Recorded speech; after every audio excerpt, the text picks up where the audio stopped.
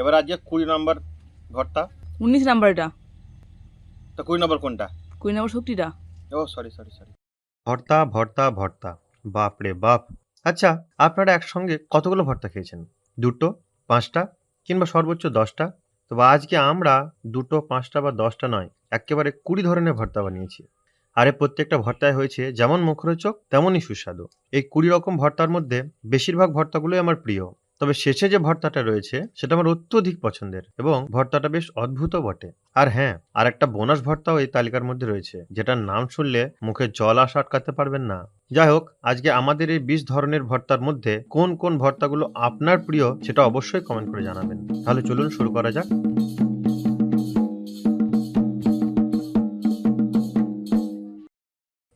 হাট বাজার পাড়া প্রতিবেশী মোটামুটি সবারই কাছ থেকে একে একে জোগাড় করলাম এই 20 ধরনের ভর্তার উপকরণ।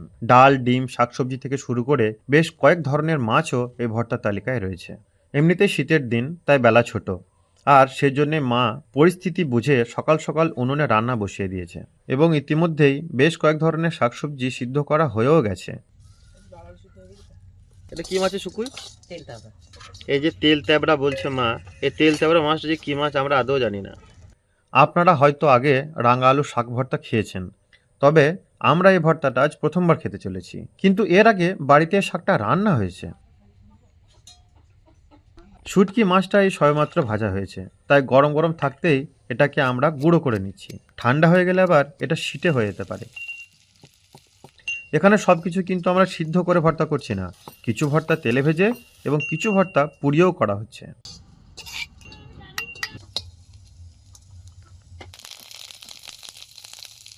যারা আমাদের ভিডিও নিয়মিত দেখেন তারা হয়তো জানেন রসুন আমার খুব পছন্দের, তাই আজকের এই ভর্তার তালিকায় রসুনকেও বাদ দেওয়া হয়নি। চিংড়ি মাছের যে কোনো পদ আমার বেশ পছন্দের, আর আজকের এই ভর্তাটা তার মধ্যে অন্যতম। কাঁটা বেগুনের যত ধরনের রেসিপি হয় তার মধ্যে আমার অন্যতম পছন্দের রেসিপি হলো এই কাঁটা বেগুনের পুড়িয়ে ভর্তা। চিংড়ি যদি শুধু লবণ দিয়ে ভেজে দেওয়া হয় তাই যথেষ্ট, কিন্তু এই ভর্তার কোনো তুলনা হয় না। এই ভর্তার তালিকায় আরও রয়েছে ল্যাটা মাছ। ল্যাটা মাছকে আবার আমাদের আঞ্চলিক ভাষায় আমরা বলি ছিমুড়ি মাছ।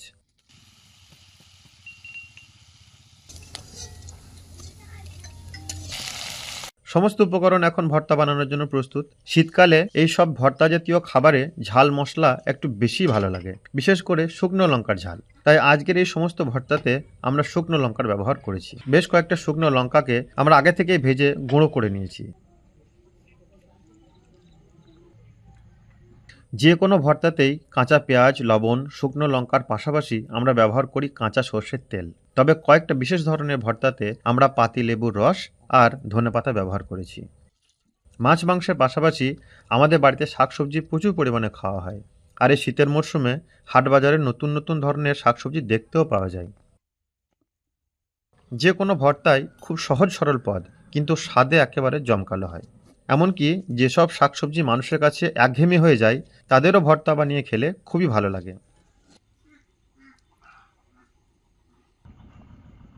মূলোর শাক আমার খুব একটা ভালো লাগে না, তবে দেখাই যাক আজ একটু ভর্তা খেয়ে কেমন লাগে।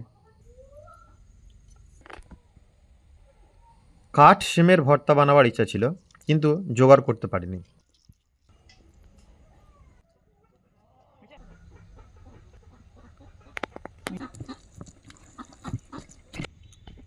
আমাদের বাড়ির বাগানে আমরা রাঙা আলু চাষ করেছি, কিন্তু সেগুলো এখন অবধি খাবার মতো হয়নি।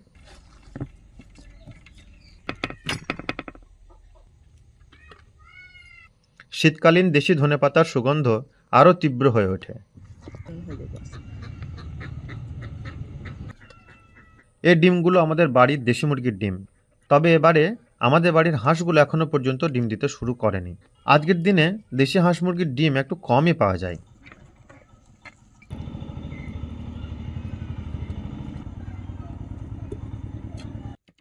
এই পর্যন্ত আমাদের রাঙা আলু শাক ভর্তা মানে আমাদের 9 নম্বর ভর্তা হয়ে গেল। পেটের খিদের থেকে জিভের খিদে তীব্র হয়, আর তাই মানুষকে অনেক কিছু খাবারেরই আয়োজন করতে হয়। যারা নতুন নতুন স্বাদের পদ খেতে পছন্দ করেন তাদের জন্য এসব ভর্তা রেসিপিগুলো বেশ মজাদার হতে পারে। একথা আমরা সবাই জানি যে শাকসবজি থেকে শুরু করে মাছ মাংস কোনো কিছুই বাঙালির ভর্তা তালিকা থেকে বাদ যায় না। পাতিলেবুর রস ও ধনেপাতা দিয়ে চটকালো করে এরকম একটা ভর্তা বানালেই ব্যাস।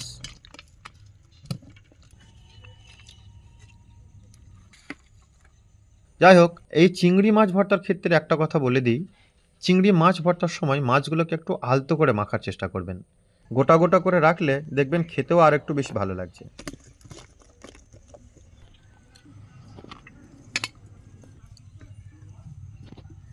আমরা বেশিরভাগ সময়ই টমেটো পুড়িয়ে ভর্তা করি, তবে আজকে একটু তেলে ভেজে ভর্তা করছি। আচ্ছা, আমাদের মতো আপনারাও কি টমেটোকে বিলেতি বেগুন বলেন? যারা তেতো উচ্ছে রান্না খেতে পছন্দ করেন না, তারা একবার এভাবে ভর্তা বানিয়ে খেয়ে দেখবেন, নিঃসন্দেহে ভালো লাগবে। এই ঢ্যাঁড়স ভর্তাটা আগে দু একবার খেয়েছি, বেশ ভালো লেগেছিল। আজ ডালের স্বাদ একেবারেই বদলে গেছে। ডাক ডাক। সারাদিন কাজ হচ্ছে বাং দেওয়া, সকাল দুপুর বিকেল রাত্রি সন্ধ্যা যখন ইচ্ছা করে। বাংলু আর একবার ডাক তো, তাড়াতাড়ি ডাক। কথা শোনে। আগেও বলেছি, এই তেল তেবড়া মাছের আসল নাম কি আমি জানি না, তবে এটা নিঃসন্দেহে কোনো নদীর বা সামুদ্রিক মাছই বটে।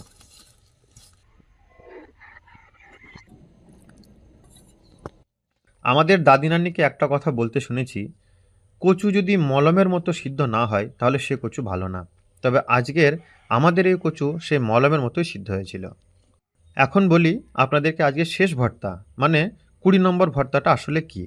এটা হচ্ছে আমার সবচেয়ে পছন্দের একটি পদ, রসুন ভর্তা। যাই হোক, আমাদের সমস্ত ধরনের ভর্তা এখন প্রস্তুত, এবার খাবার পালা।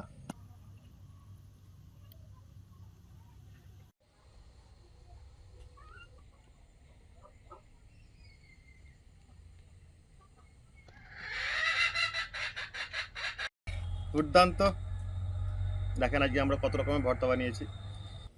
প্রথমে শুরু করছি লাউ শাক ভর্তা দিয়ে।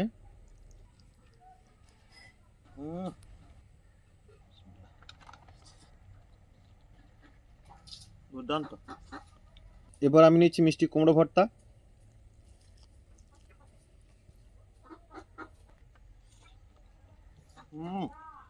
প্রচন্ড মিষ্টি। সজনের শাক ভর্তা।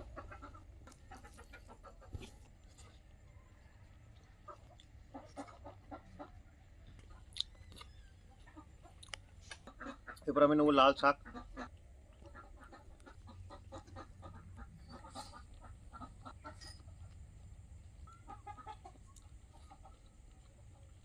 এরপর আমি নিয়ে নিচ্ছি মূলো শাক ভর্তা।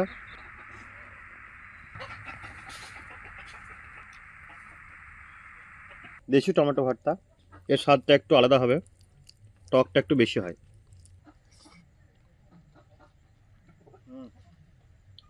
দারুণ খেতে হয়েছে। এখন নিয়ে নিচ্ছি দেশি মুরগির ডিম ভর্তা।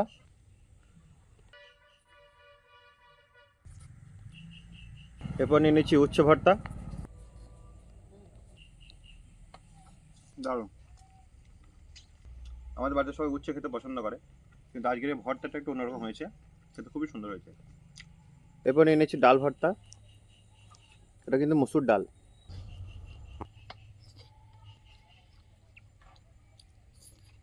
রাঙা আলুর শাক, স্বাদটা একটু আলাদা কিন্তু খেতে সুন্দর। আজকে স্পেশাল ভর্তা, চিংড়ি ভর্তা। মুখ ছড়ানো স্বাদ।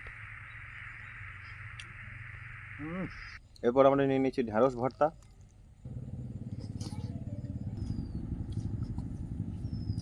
এটা যে বেগুন ভর্তা, এটা আমাদের আঞ্চলিক ভাষায় আমরা ছিঙুড়ি মাছ বলি। এরপর নিয়ে নিচ্ছি বেসন ভর্তা,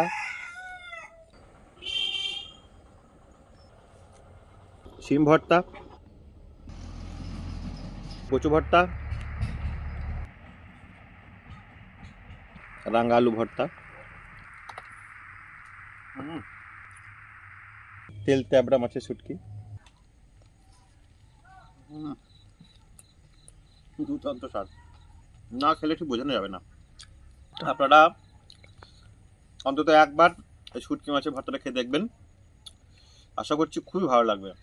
আজকে আমাদের শেষ এবং 20 নম্বর ভর্তা। আমার অত্যধিক পছন্দের রসুন ভর্তা।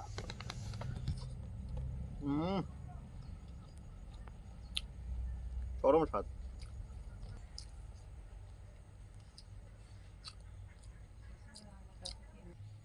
আর একটা 21 নম্বর যেটা বোনাস ছিল মুখ ছাড়াবার জন্য, আমরা টক।